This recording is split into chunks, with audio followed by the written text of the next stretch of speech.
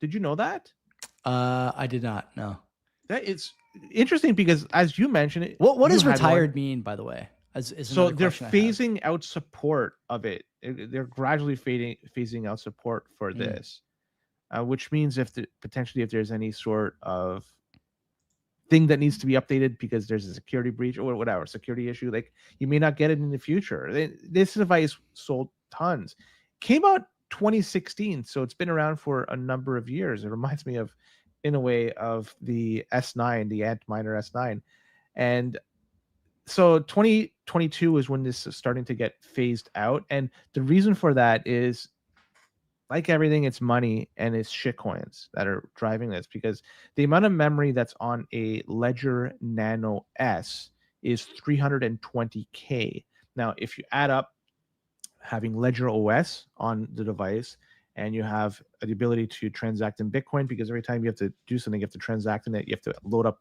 particular software, then it's getting close to being maxed out. And then somebody, if they want to hypothetically shitcoin and get ETH, you're basically tapped out at that point.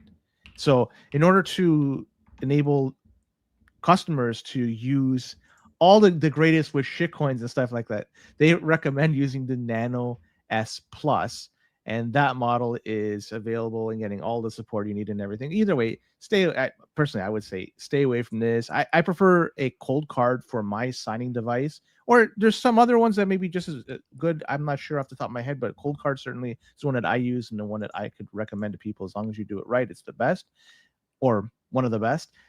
Ledger, hell no. It just goes to show you, though, like these old devices, it's too bad they're being phased out, and it's because of shitcoins, right? Like there's a lot of these floating Yeah. around. How many people are still probably using it with the Ledger Live app, or where the fuck it is? I forget the name of the app. And a Remember lot there of was a phone information. app too? One of the guys we work with had the phone Yeah, app. Yeah, yeah. yeah. Think about how much information gets sent back to Ledger. They now knows your IP address. They now know all your transactions history, and then of course how much Bitcoin you have in your balance. Like that's information you certainly don't want to get sent back to. Ledger Live is a piece of shit. Mhm. So Ledger is a piece of shit. Use something else that's better. But I just want to say, for people out there that still use the Ledger Nano S, this thing has been officially retired in 2022, and they're slowly phasing out support for this. So transition to something else that's better. ColdCard, I would recommend, but there could be others that are really good too.